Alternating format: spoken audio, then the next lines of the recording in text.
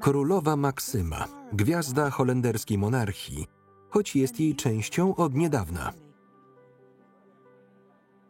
Jako specjalny rzecznik ONZ niestrudzenie podróżuje po świecie, spotykając się z wielkimi graczami globalnej polityki. Łączy obowiązki ze sprawami bliskimi jej sercu. I jak to godzi?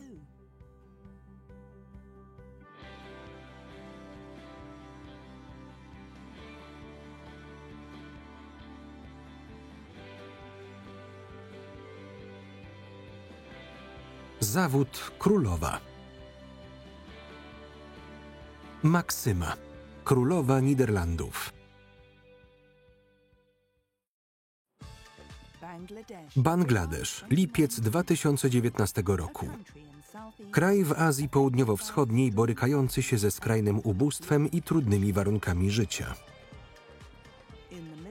W środku pory monsunowej przy 40 stopniach i 90% wilgotności królowa Maksyma przybywa nad Zatokę Bengalską jako specjalny rzecznik ONZ do spraw inkluzji finansowej na rzecz rozwoju. Ona nie przejmuje się upałem. Myśli raczej o pracy, którą musi wykonać. Wydaje się dobrym przykładem osoby poświęcającej się dla urzędu, która mogłaby mieć o wiele przyjemniejsze życie i po prostu żyć jak królowa. Jest jak zegarek, który tyka, dopóki nie wykona zadania. Maksyma chce zapewnić jak największej liczbie osób dostęp do usług finansowych, w tym ubezpieczeń i pożyczek, aby osoby te mogły zakładać własne małe firmy. Musimy zastanowić się, w jaki sposób wesprzeć całą waszą pracę, aby umożliwić faktyczną inkluzję finansową w przyszłości. Jest kilka rzeczy, które chciałabym z wami omówić w najbliższych dniach i usłyszeć, co wy o tym myślicie. Ostatni raz odwiedziła Bangladesz w 2015 roku. Wysłanniczka ONZ chce zobaczyć, co się zmieniło. Była bankierka prowadzi skrupulatną dokumentację i jest bardzo dobrze poinformowana. Wciąż pozostaje jednak wiele do zrobienia, zwłaszcza tutaj. Następnym krokiem będzie zwrócenie większej uwagi na kwestie związane z płcią. Uzyskanie większego dostępu do sieci dla kobiet, ale także tworzenie systemu płatności, który będzie interoperacyjny. Czy też stworzenie systemu identyfikacji, do którego dostęp będą miały wszystkie podmioty z sektora prywatnego. Wszystko po to, by włączyć całą populację do systemu. Fakt, że mikroprzedsiębiorca Jarna Islam może prowadzić zakład krawiecki z kilkoma pracownikami, jest w dużej mierze zasługą królowej. Panie znają się od 4 lat. Spłaciłaś wszystkie kredyty, nie masz już żadnych długów, prawda?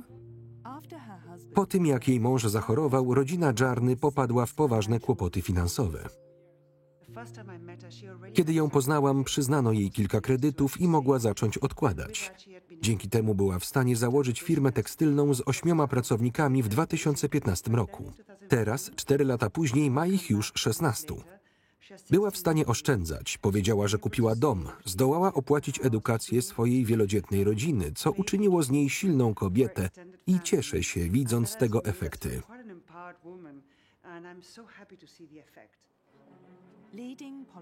Czołowi politycy, bankierzy i przedsiębiorcy słuchają jej rad. Wierzy w rezultaty i w ludzi. To ją napędza. Myślę więc, że jest bardzo skupiona i pełna pasji do tego, co robi. To wspaniałe, ponieważ wzmacnia pozycję kobiet. Wprowadza ludzi w obszary, z których przez długi czas byli wykluczeni, a to oznacza wzmocnienie pozycji i zyski.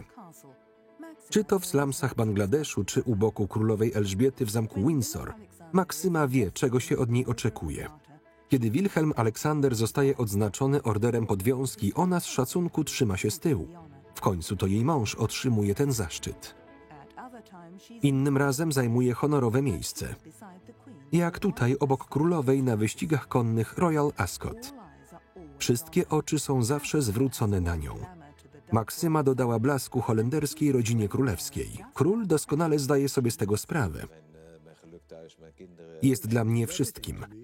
Moje szczęście rodzinne, moje dzieci, wszystko jej zawdzięczam. Jest moją przyjaciółką i partnerką.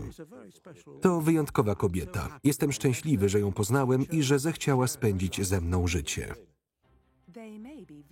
Choć są sobie bardzo bliscy, to tylko król jest niekwestionowaną głową Niderlandów.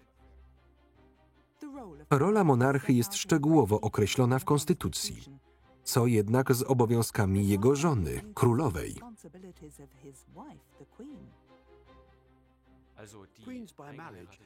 O królewskich małżonkach holenderska konstytucja milczy. Nie ma o nich ani słowa.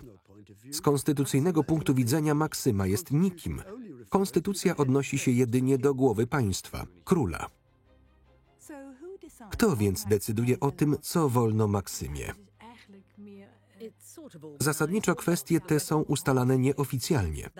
Może to zabrzmieć nieco dziwnie, ale istnieją pewne niepisane umowy. Tak jak Wilhelm Aleksander, Maksyma również jest członkiem Rady Stanu, organu, który doradza rządowi. Ale czy Maksyma naprawdę ma coś do powiedzenia? Nie powinniśmy przywiązywać zbyt dużej wagi do tej roli. Członkowie rodziny królewskiej są w tej radzie, ale nie mają prawa głosu. Maksyma może słuchać i być poinformowana, ale nie może podejmować decyzji. Nie może też wyrażać opinii politycznych.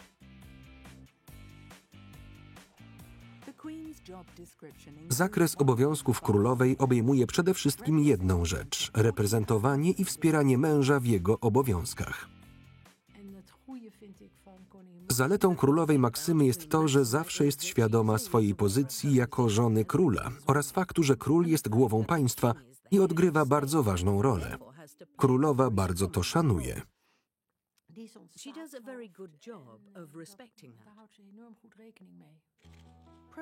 Protokół określa, kto jest pierwszy.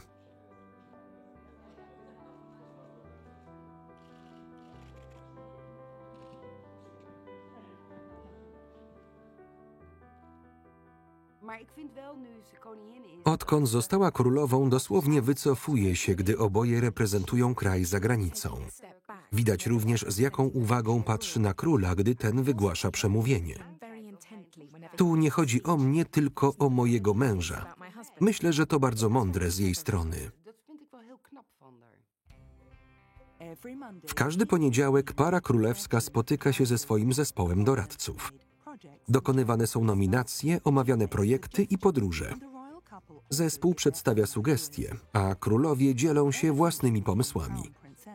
Odkąd Maksyma została księżną koronną, ma u swojego boku stałego doradcę, niezwykle doświadczonego menedżera i administratora biznesowego. Jej osobisty doradca, Pien Zajer, był bardzo ważny dla Maksymy od samego początku. Wszystkie spotkania królowej, wszystko co robi, przekazuje jej. Królowa ma szerokie kontakty. Jest jak tajna broń. I w przeciwieństwie do innych ludzi nigdy jej nie widać. Jest niewidzialna, a jednocześnie jest wszędzie.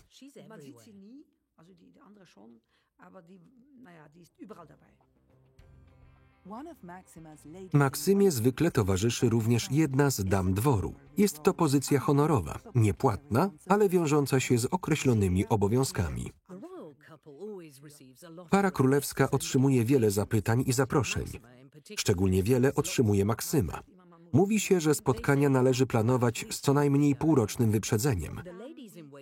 Pomocnice królowej przeglądają korespondencję, analizują różne zapytania i omawiają je. Następnie wydają zalecenia. Pełnią więc rolę swego rodzaju pośredniczek.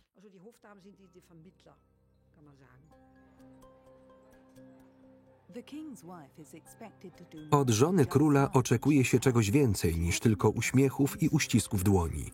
Musi też być użyteczna. Obywatele Niderlandów tego właśnie oczekują. Królowa powiedziała mi, że uwielbia to, że żaden dzień pracy nie jest dla niej typowy.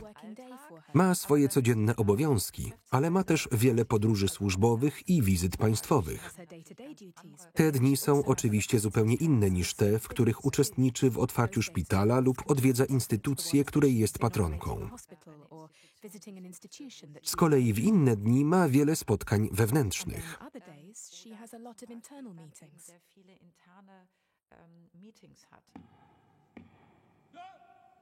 Jego wysokość król. W 2013 roku Wilhelm Aleksander zostaje królem, pierwszym mężczyzną na tronie od ponad 100 lat. Maksyma zaś zostaje królową. To był niezwykły dzień. Wyjątkowe, jedyne w swoim rodzaju wydarzenie.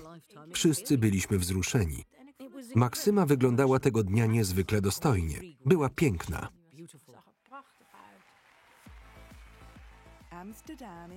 Amsterdam w trybie świętowania.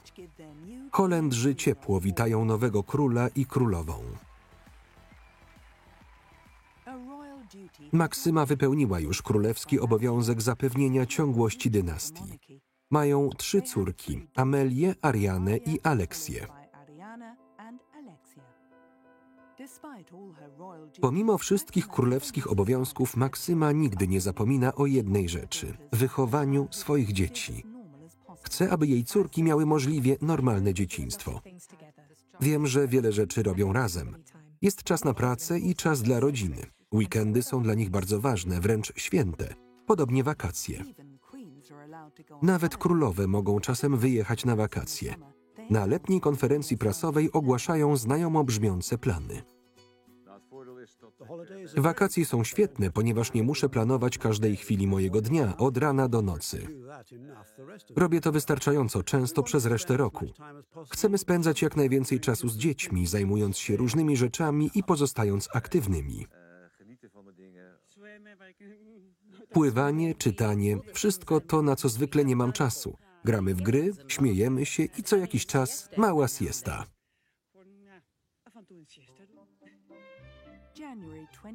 Styczeń 2019 roku. Przeprowadzka do nowo urządzonego pałacu Huis-ten-Bosch. Dzieci są teraz bliżej swojej szkoły, publicznej placówki. Czy jednak życie szkolne może być dla księżniczek normalne?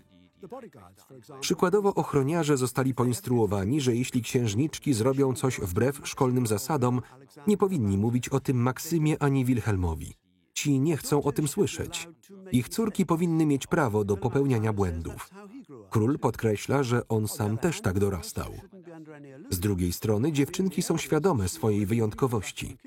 Najstarsza już w przedszkolu wiedziała, że pewnego dnia zostanie głową państwa. Jej dzieciństwo nigdy nie będzie do końca normalne. Tylko nieliczni wiedzą, co dzieje się za murami pałacu.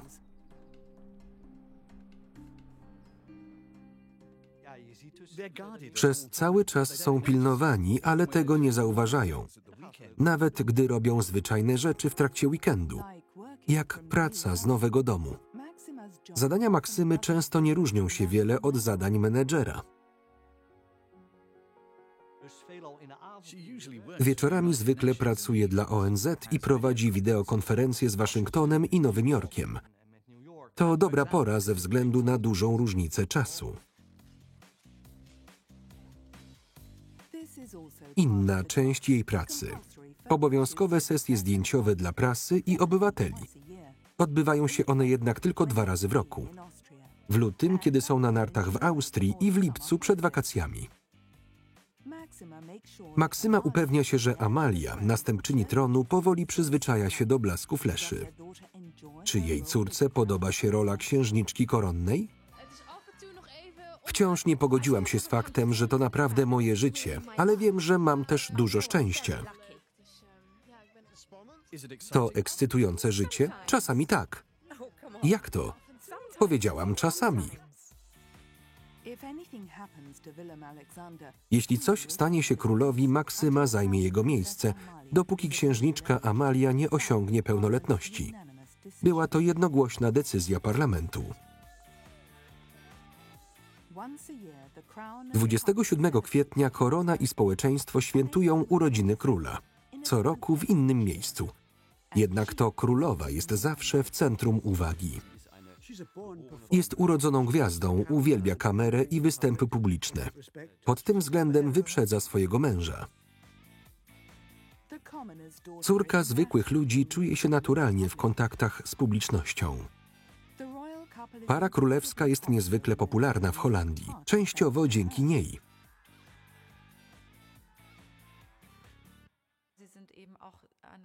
Są sobie bardzo oddani i wspierają się w tym, co robią.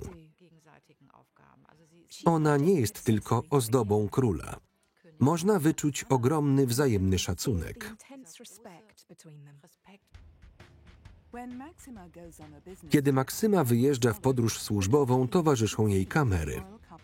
Holendrzy powinni widzieć, że para królewska pracuje. W końcu za to im płacą.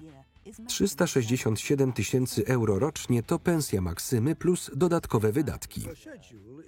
Jej harmonogram jest zaplanowany do ostatniej minuty.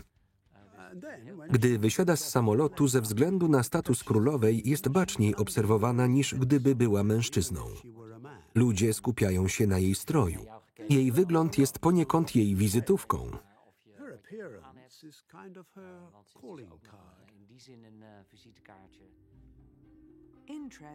Wszystkie kwestie wymagają uwagi.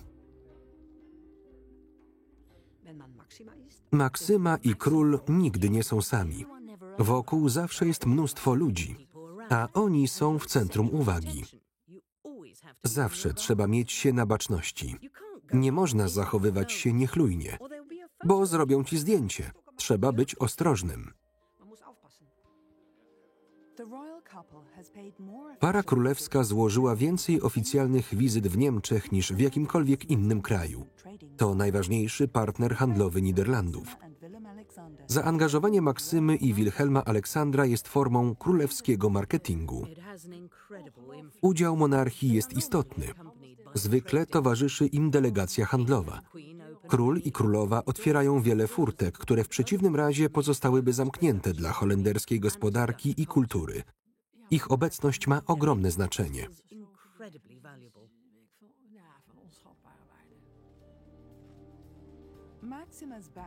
Ekonomiczne wykształcenie Maksymy bardzo jej tu pomaga. Chodzi bardziej o tworzenie sieci kontaktów niż o podpisywanie umów. Choć te kontakty mogą prowadzić do transakcji. Niekiedy umowy są podpisywane już podczas oficjalnej wizyty. Obecność pary królewskiej sprawia, że jest to jeszcze większe wydarzenie. Para królewska nie podróżuje sama. Królowej towarzyszy dama dworu, która dba o to, by wszystko przebiegało sprawnie.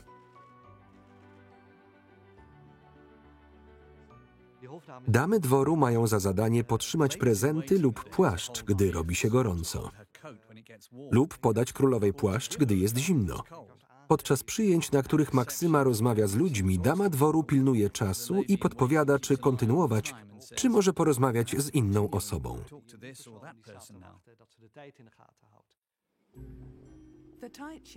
Napięty harmonogram nie pozwala na opóźnienia. Ma w sobie coś z perfekcjonistki i zawsze jest bardzo dobrze przygotowana. Jeśli coś pójdzie nie tak, nie z jej winy, ale z winy kogoś innego, może się bardzo zdenerwować. W celu zredukowania wszelkich zakłóceń na straży stoi dama dworu i wysoki oficer armii. Ich zadaniem jest pomoc królowej.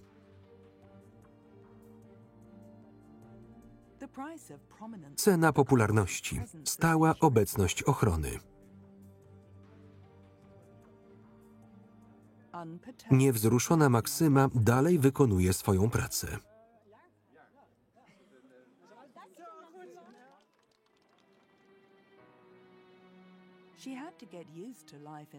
Musiała przywyknąć do życia na oczach społeczeństwa. Nie urodziła się do roli królowej. Maksyma dorastała w Buenos Aires. Jej katolicka rodzina ma hiszpańsko-włoskie korzenie. Rodzice nie byli szczególnie zamożni, ale doczekali się licznego potomstwa.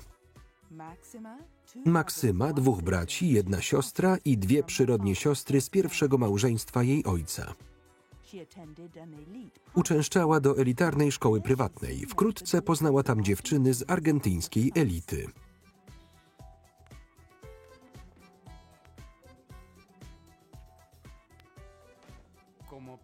Była osobą niezwykle uczciwą, pełną miłości i zawsze służącą pomocą każdemu, kto jej potrzebował. Była sercem swojego dużego kręgu przyjaciół, z którym nadal ma kontakt. To wiele o niej mówi.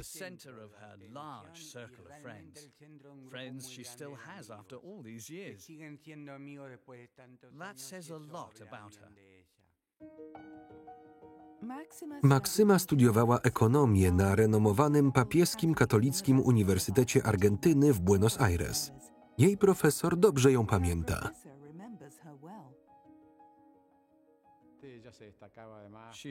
Przyciągała uwagę. Była wysoką i ładną młodą kobietą. Interesowały ją też bardzo kwestie ekonomiczne i społeczne. Pamiętam, że jej grupa była jedną z najlepszych, jakie kiedykolwiek prowadziłem. Była zdecydowanie dobrą uczennicą, a ja byłem wymagającym nauczycielem. Serce Buenos Aires. Jedna z wielu argentyńskich dzielnic biedoty. Mieszkają tu głównie ubodzy imigranci z sąsiednich krajów. Jest to również świat, w którym dorastała Maksyma. Jako 14-latka wychowywałam się w Argentynie i widziałam, jak hiperinflacja i często nie najlepsza sytuacja mikroekonomiczna doprowadzały ludzi do ubóstwa i odbierały im możliwość włączenia się w życie gospodarcze i budowania przyszłości dla siebie. Wtedy postanowiłam studiować ekonomię i być może kiedyś zostać ministrem finansów.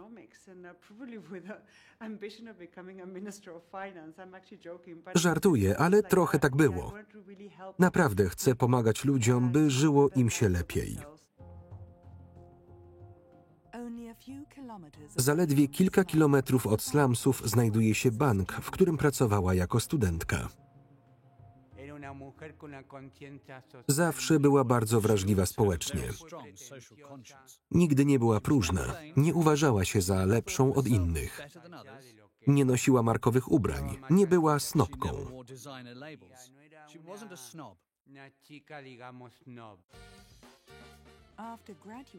Po ukończeniu studiów ekonomicznych wyruszyła w wielki świat, do Nowego Jorku. 25-latka szybko nawiązała przyjaźnie, ale najważniejsza była dla niej praca. Pracowała jako kierownik sprzedaży w Deutsche Bank. Wielki awans zawodowy z wielkimi perspektywami. I wtedy zjawił się książę z bajki. Znajoma zaproponowała jej wyjazd do Sewilli. Obiecała, że przedstawi ją księciu Niderlandów. Na początku Maksyma pomyślała, że to szalony pomysł jechać na weekend do Sewilli, aby poznać jakiegoś księcia, ale w końcu pojechały. I to właśnie na tym przyjęciu go poznała. Książę Orańsko-Nassau nie miał wątpliwości, to ta jedyna. Wkrótce Maksyma trafiła na czołówki gazet. Rodzice księcia byli pod wrażeniem Argentynki.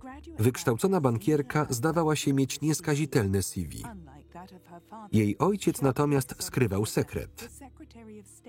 Jorge Sorreguieta był sekretarzem stanu podczas rządów junty wojskowej dyktatora Videli. W tamtym okresie zaginęły dziesiątki tysięcy ludzi. Dla Holendrów taki teść był sporym problemem. Plany ślubne Wilhelma Aleksandra wywołały wewnętrzny kryzys polityczny. Parlament musiał zatwierdzić małżeństwo. Niektórzy politycy chcieli kazać księciu wybierać miłość czy tron. Co gorsza, Wilhelm próbował uniewinnić ojca Maksymy, cytując list do redakcji opublikowany w argentyńskiej gazecie. Okazało się jednak, że list został napisany przez samego byłego dyktatora Videle. Wkrótce potem, w dniu zaręczyn, Wilhelm Aleksander i Maksyma wzięli udział w konferencji prasowej. Byłam na tej konferencji. Weszli razem do sali, a my wszyscy czekaliśmy. Atmosfera była lodowata. Spojrzenia obecnych mówiły, no dalej, tłumaczcie się. Następnie wygłosili wcześniej przygotowane przemówienie. Mój ojciec nie weźmie udziału w naszym ślubie, choć nie będzie to łatwe dla mojej rodziny. Kluczowe pytanie. Czy książę koronny żałuje, że zacytował dyktatora? Nie powinienem był tego robić. To było głupie, prawda? Tak, dość głupie.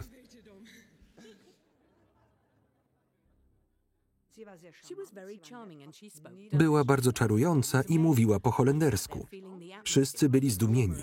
Siedziałam tam, czując, jak atmosfera się ociepla, aż nagle zrobiło się naprawdę gorąco i wszyscy byli podekscytowani. Zdała test. Politycy nie odważyli się dłużej udaremniać planów pary. Parlament wkrótce wydał długo oczekiwaną zgodę. Ślub mógł się odbyć.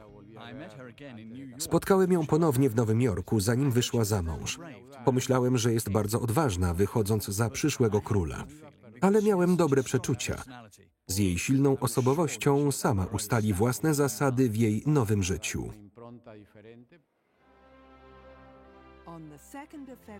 2 lutego 2002 roku Wilhelm Aleksander i Maksyma stają przed ołtarzem.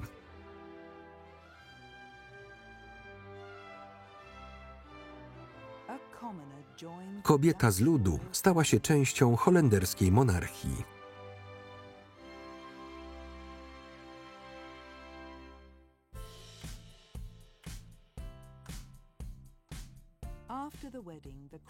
Po ślubie księżna udała się w podróż, aby poznać kraj i jego mieszkańców. Kim pani jest? Żoną księcia. Księżna Maksyma? Maksyma, tak. Na zdjęciach wygląda pani inaczej. Naprawdę? Cóż, może to przez brzuszek.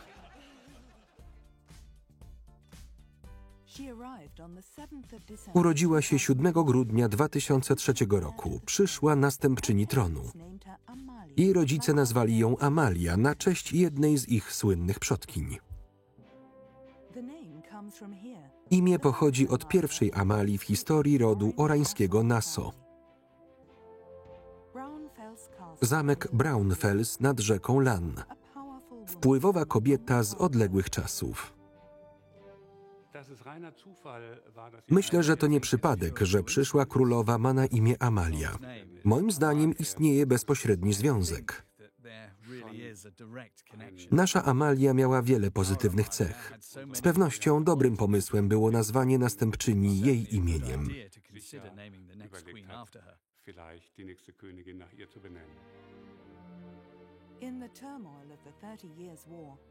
W czasie wojny 30-letniej Amalia z Solms-Braunfels przeniosła się do Holandii. W 1625 roku poślubiła Fryderyka Henryka, księcia Oranii, namiestnika Holandii. Po jego śmierci przejęła władzę. Amalia była kobietą, która postawiła na swoim w świecie mężczyzn. To imponujące.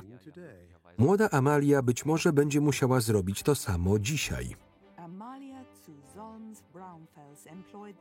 Amalia zu Solms-Braunfels zatrudniała najbardziej znanych artystów swoich czasów. Zleciła budowę wspaniałych rezydencji. Amalia trafiła do Holandii i była równie ambitna jak Maksyma. Ukształtowała dwór, zleciła budowę pałacu, w którym obecnie mieszka młoda Amalia. Amalia z Solms przyniosła Holandii królewski splendor. Z pewnością jest wzorem do naśladowania. Zarówno dla pokolenia Maksymy, jak i tych, które dopiero nadejdą. Szczęśliwa passa kobiet na holenderskim tronie rozpoczęła się w XIX wieku. Po Emmie na tronie zasiadały kolejno Wilhelmina, Juliana i Beatrycze. Podążając śladami Beatrycze, Maksyma nauczyła się, jak wykonywać swoją pracę.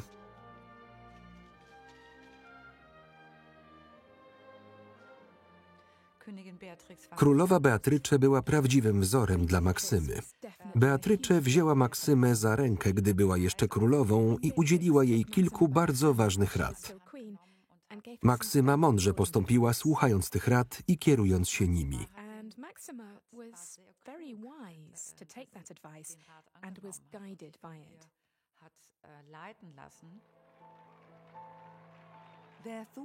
Mówi się, że nawiązały one bliską przyjaźń. W Maksymie Beatrycze ujrzała samą siebie. Dogadują się bardzo dobrze. Obie uważają, że korona zasługuje na większą uwagę.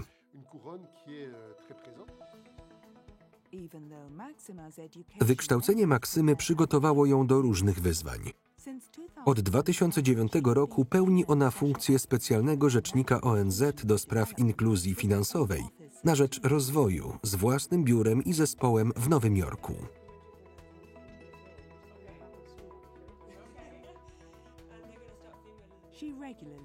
Regularnie spotyka się z ludźmi takimi jak miliarderka Melinda Gates. Jej fundacja wspiera kampanię Maksymy w ONZ na rzecz walki z ubóstwem. Ograniczenie ubóstwa jest jednym z najważniejszych celów dla osób zajmujących się kwestiami gospodarczymi i społecznymi. To nie tylko działalność charytatywna. To także sposób na osiągnięcie stabilnego społeczeństwa. Maksyma jest tego bardzo świadoma. To wspaniałe, że jest w to tak zaangażowana. W przykładny sposób pokazuje władcom świata, jak to istotne.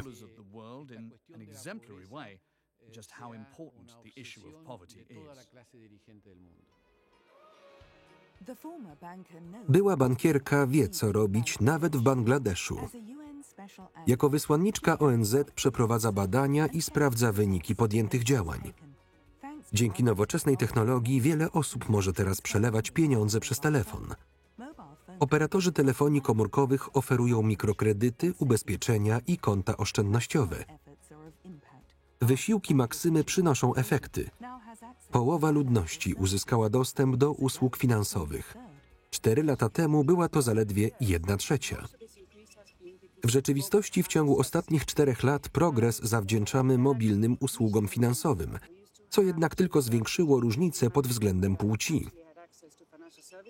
Kiedyś różnica między kobietami a mężczyznami, którzy mieli dostęp do usług finansowych, wynosiła 9%, teraz jest to 29%. Dlaczego tak się dzieje? Ponieważ nie wszystkie kobiety mają telefony. Spotkałam tam kobietę, którą zapytałam, dlaczego nie korzystasz z bankowości mobilnej. Odpowiedziała, nie mam telefonu, tylko mój mąż ma. Maksyma wzywa głowy państw do działania, domagając się ich wsparcia w walce z ubóstwem. Wkłada dużo energii w swoje projekty i wymaga efektów. Mówi, przyszłam tu 6 miesięcy temu, a ty obiecałeś mi, że zrobisz to i tamto. Zobaczmy więc, jak było. Jakie poczyniłeś postępy? Zawsze podchodzi do całej sprawy z punktu widzenia rezultatów. Dla niej liczą się konkretne działania. Nie chce pustych słów. Nie ma wątpliwości, że w ostatnich latach Maksyma była siłą napędową całej serii inicjatyw w ramach ONZ. Ekspertka finansowa jest traktowana bardzo poważnie przez polityków i liderów biznesu. Na Forum Ekonomicznym Kobiet jest mile widzianym gościem. Idealnie przygotowana, jest wielką orędowniczką równości ekonomicznej kobiet na całym świecie. Maksyma jest jedną z najbardziej profesjonalnych królowych w Europie. Kiedyś robiła poważną karierę zawodową. Zanim została królową, była prawdziwą kosmopolitką. Mówi po hiszpańsku, angielsku i holendersku. Całkiem dobrze rozumie też francuski. Holenderska konstytucja nie pozwala żonie króla ingerować w politykę. Ale gdzie tak naprawdę zaczyna się polityka? Maksyma jest naturalną networkerką. Zawsze chce poznać jak najwięcej osób tak szybko, jak to możliwe. Dlatego regularnie jeździ na Światowe Forum Ekonomiczne w szwajcarskim Davos, gdzie spotykają się głowy państw. Nie musi wtedy jeździć po całym świecie. Może chodzić od pokoju do pokoju i rozmawiać z każdym. Coroczne wiosenne spotkanie ONZ w Banku Światowym w Waszyngtonie jest dla niej również niezwykle ważne. Na szczycie szefów państw G20 w Osace królowa występuje w roli gościa. Wzywa do wzmocnienia pozycji kobiet na całym świecie w zakresie edukacji i zatrudnienia. Szanowni Państwo, jest to kwestia, która jest równie ważna dla mężczyzn, jak i dla kobiet. Potrzebujemy Was wszystkich, aby naprawdę osiągnąć sukces. Liczę na Państwa przywództwo, przykład i determinację. Dziękuję. Ma bardzo napięty harmonogram. Zawsze zadziwia mnie to, że potrafi polecieć rano do Indonezji, od razu rozpocząć pracę, a następnego wieczoru polecieć z powrotem. Następnie przylatuje rano do Holandii i natychmiast wyrusza gdzie indziej na kolejny dyżur. To tak szybkie tempo, że aż niewiarygodne. W 2018 roku przeżyła szok. Jej siostra Ines popełniła samobójstwo. Była matką chrzestną księżniczki Ariany. Królowa bierze wolne i leci do Buenos Aires.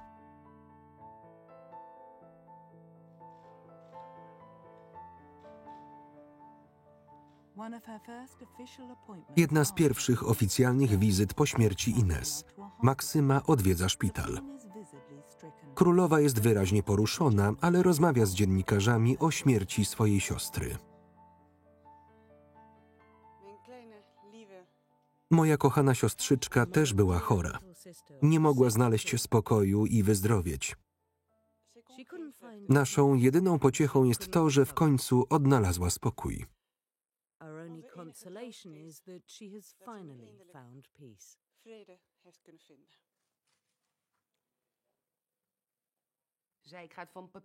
Na początku chciała odczytać swoje oświadczenie, ale ostatecznie tego nie zrobiła.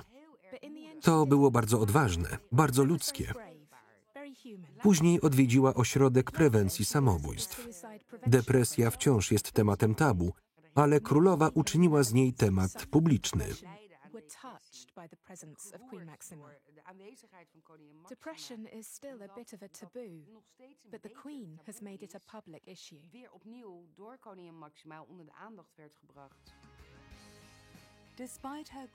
Pomimo żałoby kontynuuje swoje obowiązki.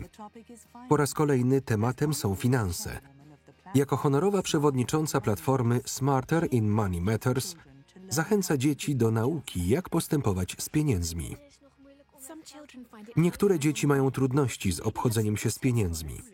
Może ma królowa jakieś fajne wskazówki. Jedną z fajnych rzeczy, mam nadzieję, że szkoły to zrobią, jest rozmawianie o pieniądzach w klasie. Na naszej stronie można zapoznać się z ważnymi danymi. Dobrze jest też porozmawiać o tym z rodzicami. Powinniście znać ryzyko i wiedzieć, że oszczędzanie jest ważne. Należy też zastanowić się nad tym, na co wydajemy pieniądze. Jako była bankierka i matka 3 córek, Maksyma chce również dawać przykład, jeśli chodzi o kwestie finansowe. Maksyma powiedziała, że zawarła ze swoimi córkami umowę finansową. Mają coś w rodzaju listy rzeczy, za które płacą same i inną listę, którą opłacają rodzice. W Holandii również wiele gospodarstw domowych jest zadłużonych. Wierzy, że umiejętne zarządzanie pieniędzmi jest kluczowe. Skupiając się na dzieciach, ucząc je, jak założyć konto oszczędnościowe, co dzieje się z odsetkami i jak inwestować, dociera się nie tylko do dzieci, ale także do dorosłych.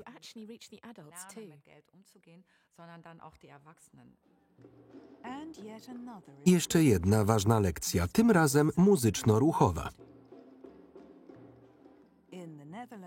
W holenderskich szkołach praktycznie nie prowadzi się zajęć muzycznych. Dla Maksymy to niedopuszczalne.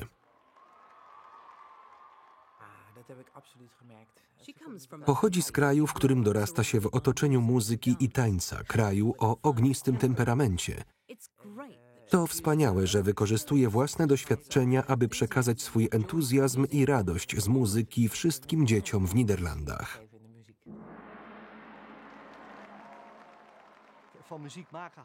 Ona kocha muzykę i wiem, że lubi śpiewać. Kiedyś sama grała na gitarze, a teraz chce, aby każde holenderskie dziecko, każdy uczeń szkoły podstawowej miał lekcję muzyki, ponieważ to wzbogaca ich życie i zachęca do kreatywności.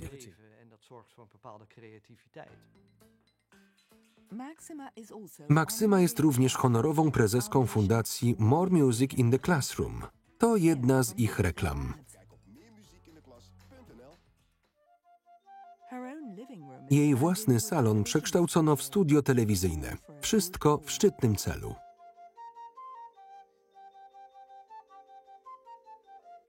Brawo! Witaj. Grasz superkalifradalistodekspialitycznie. Potrafisz to powtórzyć? Nie, nie umiem. No, I can't. Ale bez wątpienia potrafisz grać i to całkiem dobrze. W ciągu 5 lat dotarliśmy do około 30–35% wszystkich dzieci w Holandii. Chodzą na profesjonalne zajęcia muzyczne co najmniej raz w tygodniu w wieku od 4 do 12 lat. Fundusz Orange Fund pomaga Maksymie wspierać projekty. Finansowany z loterii państwowej wspiera grupy znajdujące się w niekorzystnej sytuacji społecznej. Para królewska została jego patronami w ramach prezentu ślubnego. Regularnie odwiedzają organizacje, zwykle raz w miesiącu, czasem częściej. Chcą poznać wolontariuszy, którzy ciężko pracują, a także chcą usłyszeć historię tych, którzy otrzymują pomoc.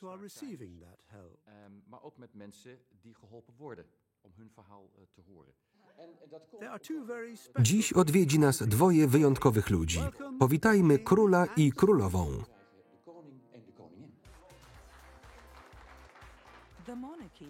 Para królewska potrafi zaskakiwać.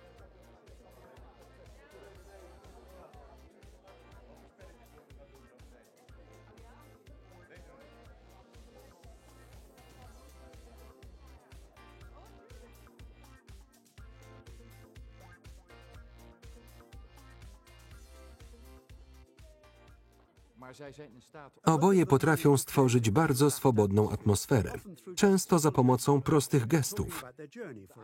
Na przykład rozmawiając o swojej podróży, pytając, jak się mają ludzie lub czy czegoś potrzebują. To w jakiś sposób sprawia, że ci otwierają się i mówią im, co myślą. Raz w roku Orange Fund organizuje Dzień Wolontariusza pod hasłem Holandia wyciąga rękę. Korona i społeczeństwo wspólnie poświęcają czas na specjalne cele. Królowa Maksyma i król Wilhelm Aleksander uważają się za zespół. Chcą wszystko robić razem. Wiedzą, że nie mogą działać w pojedynkę, potrzebują siebie nawzajem. Każdy z nich ma swoje własne obszary wpływów, ale przede wszystkim są zespołem. Nie ma co do tego wątpliwości. W tym tkwi ich siła. Antyle. Holenderskie terytorium na Karaibach, gdzie rządy kolonialne już dawno temu zmieniły się w relacje partnerskie.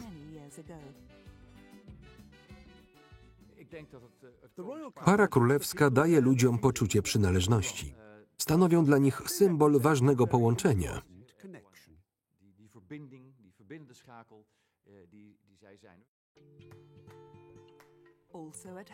W kraju nastroje są podobne.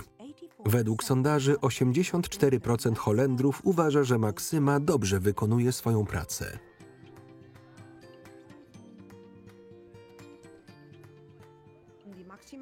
Maksyma jest bardzo ambitna, w dobrym tego słowa znaczeniu. Potrzebuje tej ambicji, aby odnieść sukces w swojej roli. Jest również bardzo charyzmatyczna, co bardzo pomaga jej we wszystkich obowiązkach. Absolutnie we wszystkim, co robi.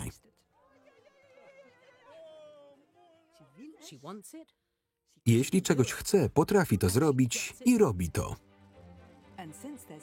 A ponieważ nie ma górnej granicy wieku dla zawodu królowej, ma czas, by działać dalej. Tekst polski Aleksandra Urbańczyk. Czytał Maciej Więckowski.